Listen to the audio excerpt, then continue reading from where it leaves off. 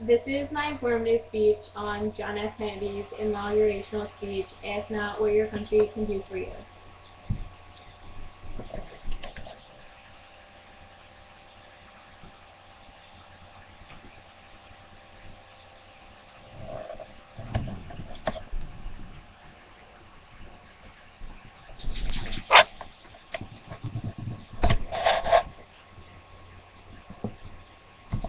Okay, this is going to be my visual. It's just John F. Kennedy. It's just John F. Kennedy with the American flag in the background.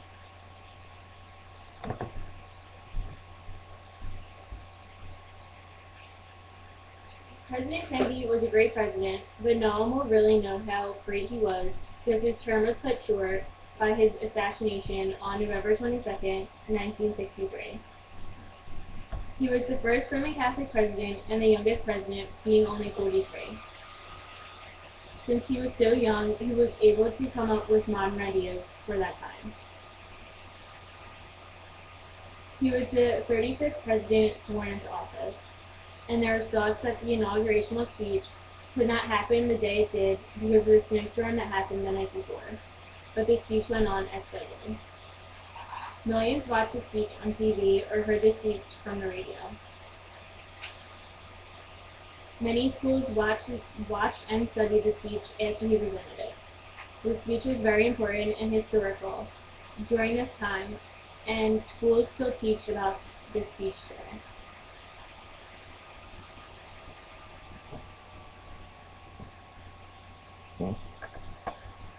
The speech, Ask Not What You Do for Your Country, was John F. Kennedy's inaugurational speech, which occurred on January 20th, 1961.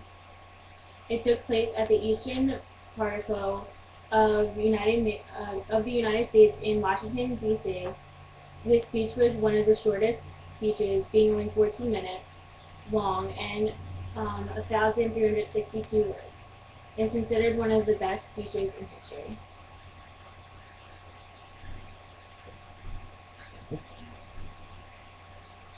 The most famous line in the speech is, "Ask not what your country can do for you, but what you can do for your country." It is telling everyone to get involved in helping out their country in any way they can, instead of waiting around for the government to help. What he means by getting involved is he wanted American citizens to participate in public service and help out however way they can.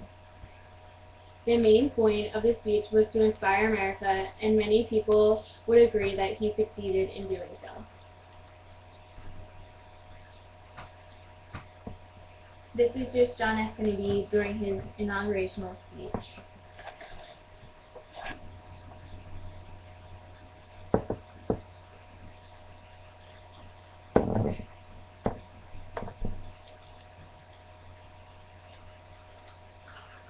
John F. Kennedy wrote the speech with the goal of every American citizen could understand it, including children. Americans loved the speech and were eager to help America. They were looking forward to the bright future with John F. Kennedy as their president. He wanted the speech to be short and clear, and he began preparing it in late November.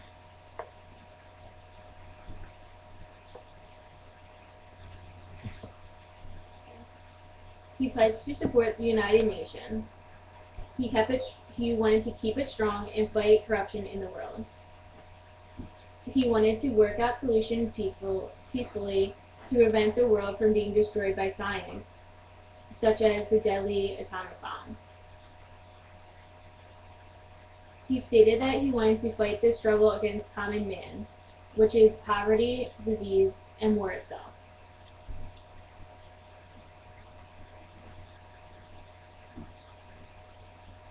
One line that John F. Kennedy said during the speech was, "Don't negotiate out of fear, but never let us fear to negotiate." This stood out to me because it shows how strong he was in becoming the president.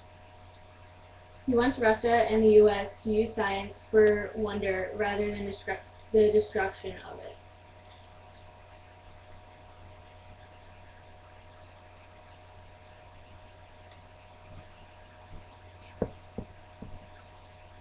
Back when John F. Kennedy was president, the U.S. was worried about the nuclear war with Russia.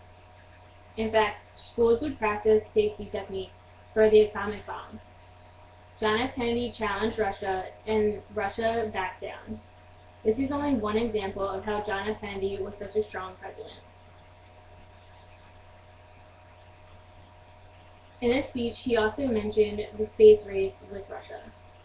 He predicted that by the end of the decade, that U.S. would have a man land on the moon, and he was right in his prediction.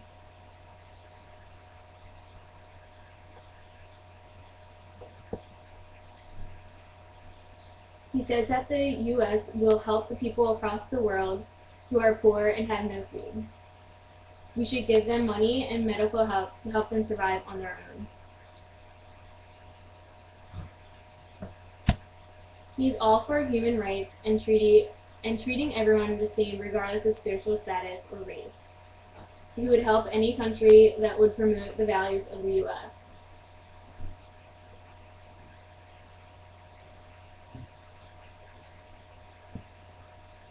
This speech was often paused for the applause of Americans. When John F. Kennedy finished the speech, it was also followed by a round of applause and approval and happiness.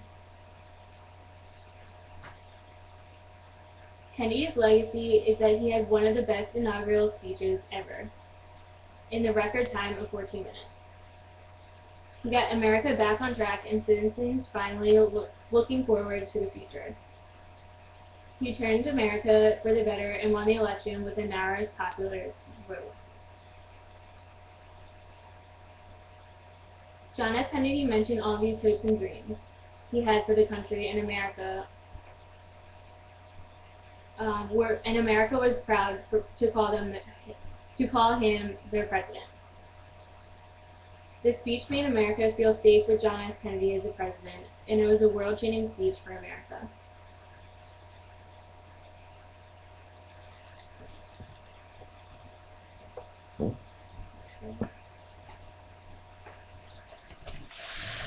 These are the pictures and I'm getting spoiled.